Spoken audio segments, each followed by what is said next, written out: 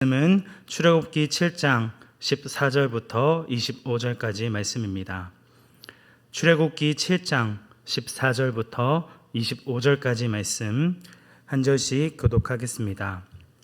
여호와께서 모세에게 이르시되 바로의 마음이 완강하여 백성 보내기를 거절하는도다.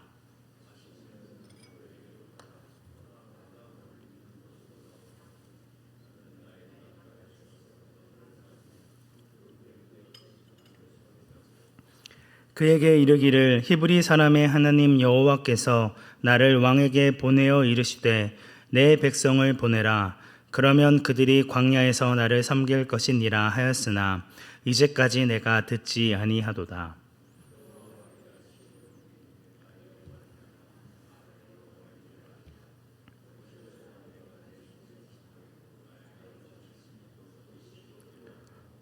나일강에 고기가 죽고 그 물에서는 악취가 나리니 애굽 사람들이 그 강물 마시기를 싫어하리라 하라.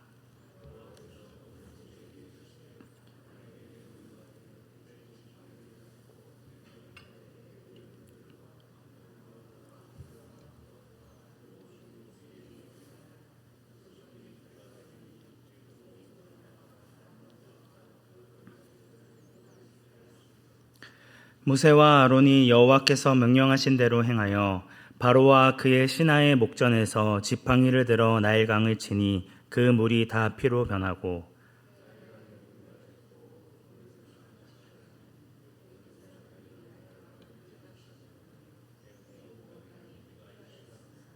애굽 요술사들도 자기들의 요술로 그와 같이 행함으로 바로의 마음이 완악하여 그들의 말을 듣지 아니하니 여호와의 말씀과 같더라.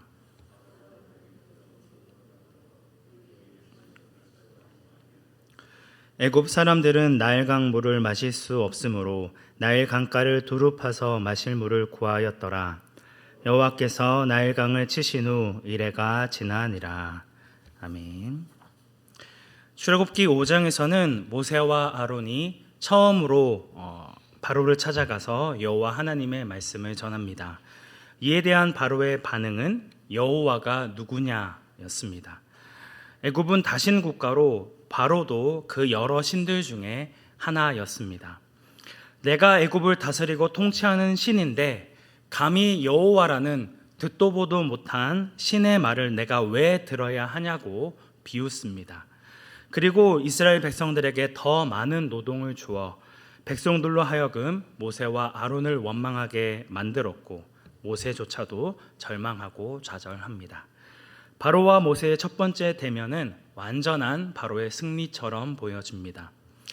이어지는 출애굽기 7장 말씀에서는 바로와 모세의 두 번째 대면에 대해 이야기하고 있습니다.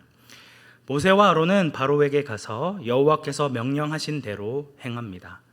바로가 이적을 보이라 하자 아론은 들고 있던 지팡이를 던졌고 지팡이가 뱀으로 변하였습니다. 이 정도면 놀랄 법도 한데 바로는 눈 하나 깜짝하지 않고 현인들과 마술사들을 불러 그들의 지팡이를 모두 뱀으로 변신시키게 합니다. 이때 다시 한번 깜짝 놀랄 만한 일이 일어납니다. 아론의 뱀이 애굽의 현인들과 마술사들이 불러낸 뱀들을 모두 삼켜버린 것입니다. 그러나 바로는 여전히 전혀 요동하지 않았고 모세와 아론의 말을 듣지 않았습니다. 여호와 하나님께서는 이러한 바로의 모습에 14절 말씀에서 그의 마음이 완강하여 백성 보내기를 거절하는도다 라고 말씀하십니다.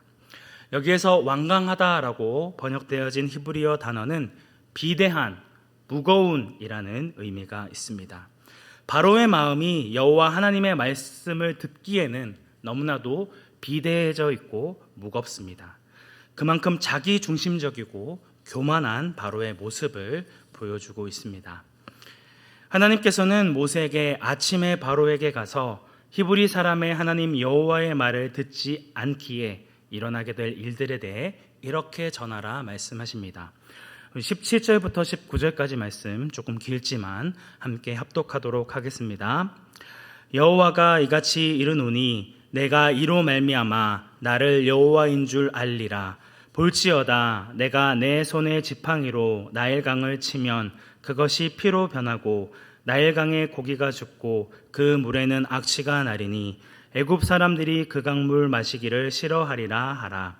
여호와께서 또 모세에게 이르시되 아론에게 명령하기를 내 지팡이를 잡고 내 팔을 애굽의 물들과 강들과 운하와 못과 모든 호수 위에 내밀라 하라. 그것들이 피가 되리니 애굽 온 땅과 나무 그릇과 돌 그릇 안에 모두 피가 있으리라. 19절 말씀에서는 모세에게 아론이 가지고 있던 지팡이를 잡고 내밀라라고 명령하고 있는데, 정작 17절 말씀에서는 내가 내 손의 지팡이로 나일강을 치면이라고 전혀 상반된 이야기를 하고 있습니다. 이는 하나님의 명령하신 말씀대로 행하는 모세와 아론의 모든 행동은 여호와 하나님께서 직접 행하시는 일들임을 잘 보여주고 있는 본문입니다.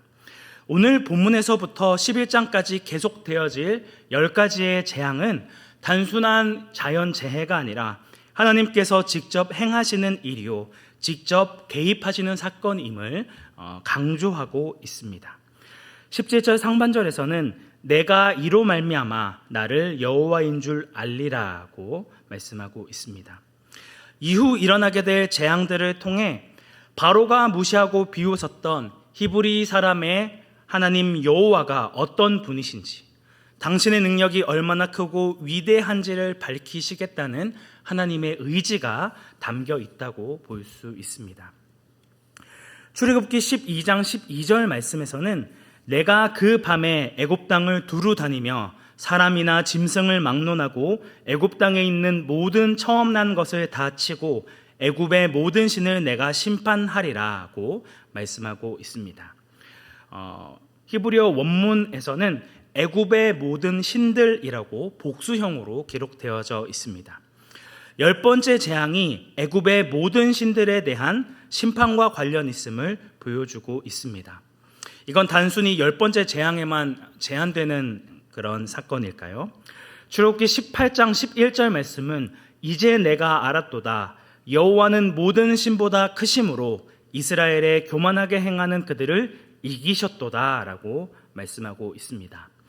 9장 14절 말씀에서도 내가 이번에는 모든 재앙을 너와 내 신하와 내 백성에게 내려 온 천하에 나와 같은 자가 없음을 내가 알게 하리라고 말씀하고 있고, 전문맥인 7장 5절 말씀에서도 내가 내 손을 애굽 위에 펴서 이스라엘 자손을 그 땅에서 인도하여 낼 때에야 애굽 사람이 나를 여호와인 줄 알리라고 말씀하고 있습니다.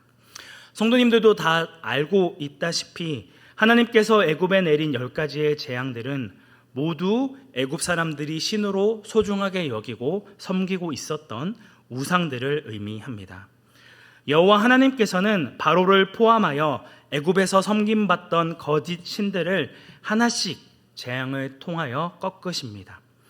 히브리 노예의 신인 여호와께서 애굽의 신들을 심판하시는 것이죠.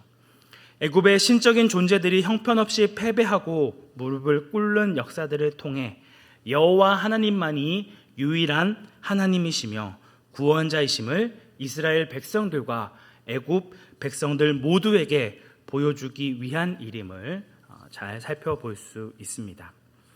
여호와 하나님께서 모세와 아론에게 말씀하신 대로 바로는 다음날 아침 나일 강가로 향합니다. 뱃놀이를 하기 위해서가 아니라 나일강의 수호신 하피와 이시스, 쿠눔에게 제사 지내기 위해서였습니다. 첫 번째 재앙의 대상인 나일강은 애굽 사람들의 생명의 젖줄이라고 표현될 정도로 애굽 땅에 비옥함과 풍요로움을 공급해 주었습니다. 나일강의 범람으로 인해 애굽은 지중해 연안에서 손꼽히는 곡창지대를 이룰 수 있었습니다. 그렇기 때문에 애굽에서는 일찍부터 나일강을 신격화하여 신으로 숭배하였습니다. 이러한 나일강을 수호하는 신은 모두 셋이 있습니다. 첫째는 하피라고 불리는 황소신입니다. 강이 범람할 때마다 애굽 사람들은 이 신에게 제물을 바쳤습니다. 둘째는 이시스라고 불리는 여신입니다. 대지의 신으로도 불리는데 나일강이 범람할 때마다 이시스가 그의 영광을 드러내는 것이라 믿었습니다. 셋째는 쿠눔이라 불리는 순양신으로 앞서 언급된 두 신보다는 지위가 낮지만 나일강 전체를 관리하는 관리자라고 여기고 믿어왔습니다. 바로는 이러한 나일강의 세 신 하피와 이시스, 쿠눔에게 제사를 지내기 위해 많은 신하들을 데리고 나일강을 찾은 것입니다. 아마 이 자리에는 애굽의 수많은 백성들도 이 제사를 구경하기 위해 몰려들었을 것입니다. 나일강의 신들에게 제사를 지내는 엄숙한 자리에서 모세는 아론에게 지팡이를 들어 나일강을 치게 합니다. 그 결과 그 물이 다 피로 변하고 나일강의 고기가 죽고 그 물에는 악취가 나게 되어 나일 강물을 마시지도 못하는 지경에 이르게 되어집니다. 그들이 믿고 의지했던 나일강의 신들이 하나님의 권능 앞에 얼마나 무기력하고 능력이 없는지를 강조하여 드러낸 장면이라 할 수 있습니다. 애굽인들에게 나일강이 공급해주는 물 자체도 매우 중요했지만 나일강에 사는 많은 물고기들은 애굽 사람들의 식생활에서 매우 중요한 자리를 차지했습니다. 나일강에는 늘 물고기가 충만하였고 애굽 사람들은 이러한 물고기들로 먹고 부족함 없이 살았습니다. 그런데 나일강이 피로 변함으로 말미암아 수많은 물고기들이 떼죽임을 당하고 죽은 물고기의 부패로 생명의 근원인 물이 오염되어 버립니다. 생명의 냄새로 가득했던 나일강이 재앙으로 말미암아 죽음의 냄새로 가득 차게 되어집니다. 특별히 19절 말씀에서는 애굽의 물들과 강들과 운하와 못과 모든 호수가 피로 변하였으며 애굽의 온 땅과 나무와 돌 안에도 피가 가득하였다라고 언급되고 있습니다. 개역 개정에서는 나무 그릇과 돌 그릇 안에 모두 피가 있으리라고 번역되어 있는데 원문에서는 그냥 나무와 돌이라고만 언급되고 있습니다. 여기서 갑자기 왜 나무와 돌이 언급되고 있는 것일까요? 나무와 돌은 보통 우상을 가리킨다고 할 수 있습니다. 대부분의 우상이 나무와 돌을 깎아서 만든 형상이라 할 수 있죠. 하나님이 내리신 나일강의 재앙으로 애굽 사람들이 섬기고 있던 나무와 돌로 만들어진 우상들이 피로 뒤범벅이 되었다라는 사실을 드러내고 있습니다. 그들은 거짓 신들이며 아무런 힘을 발휘하지 못하고 있음을 다시 한번 보여주고 있는 것이죠. 이러한 재앙에도 불구하고 바로는 눈 하나 깜짝하지 않습니다. 애굽의 요술사들도 모세와 동일하게 행하자 이번 일도 대수롭지 않게 생각하고 돌이켜 궁으로 들어가고 그 일에 관심을 가지지도 아니하였습니다. 하나님께서 행하신 첫 번째 재앙은 시작할 때와 똑같은 말로 끝마치게 되어집니다. 바로의 마음이 완악하여. 바로가 자기 궁으로 들어가는 장면은 물을 찾기 위해 나일 강가를 파야 했던 애굽 사람들과 형격한 대조를 이루고 있습니다. 애굽 사람들은 나일 강물을 마실 수 없으므로 나일 강가를 두루 파서 마실 물을 구하기 바쁜데도 그들의 백성은 돌아보지 않은 채 그들의 고통과 신음에는 아무런 보이지 않는 바로의 모습을 보이고 있습니다. 바로가 자기 백성에게 물을 공급할 힘이 없다는 것은 신이라 불리는 그의 무능력함을 드러냅니다. 반면 여호와 하나님께서는 마른 땅에서도 물을 공급하시고 그들의 백성들을 굶주리게 하지 않으시는 그런 능력의 하나님임을 드러내고 있는 것이죠. 애굽 사람들은 나일 강물을 마시지 못하고 목마름에 쌓여 있습니다. 오늘 이 시대를 살아가는 오늘날의 사람들 역시 이러한 영적인 기갈과 목마름에 사로잡혀 있습니다. 세상에서 이야기하는 그런 힘과 능력을 공급해 줄 수 있는 것이 하나님이 아닌 다른 우상들에게 있다라는 사실을 기억하며 끊임없이 성공을 바라보고 살아갑니다. 자신의 정욕과 욕심에 따라 행동하고 자신이 성공하면, 자신에게 많은 돈이 주어지게 되면, 많은 권능이 자신에게 주어지면 이 모든 것을 공급받을 것이라 착각하고 있는 것이죠. 하지만 우리에게 모든 생명을 공급해 주실 수 있는 유일한 주는 여호와 하나님, 바로 우리가 믿고 섬기는 하나님 한 분밖에 없습니다. 세상에서는 끊임없이 다른 무언가로 하나님의 자리를 대처하려 하지만 오직 하나님만이 우리를 구원할 수 있는 유일한 구원자이시오, 우리에게 생명을 공급해 주실 수 있는 유일한 생명의 근원이 되신다는 사실이지요. 오늘 이 시대는 끊임없이 하나님을 부인하고 하나님을 외면하는 시대입니다. 이러한 악한 시대 가운데서도 오직 우리의 생명을 공급해 주실 수 있는 유일한 구원자는 여호와 하나님 한 분밖에 없음을 신뢰함으로 하나님의 말씀에 온전히 순종하는 온사랑교회 성도님들이 되시기를 주님의 이름으로 축복합니다. 함께 기도하겠습니다. 은혜가 충만하신 하나님 아버지, 우리가 살아가고 있는 이 세상은 하나님을 하나님으로 인정하지 않고 하나님의 말씀을 무시하고 외면하지만 우리에게 생명을 공급해 주실 수 있는 유일한 분은 하나님 한 분밖에 없음을 고백합니다. 오직 주님만이 우리의 유일한 구원자이시며 우리의 생명의 근원 되심을 고백하며 오늘 하루를 시작하기 원합니다.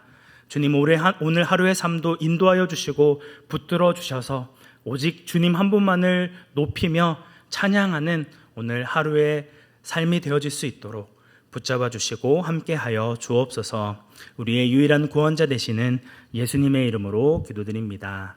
아멘.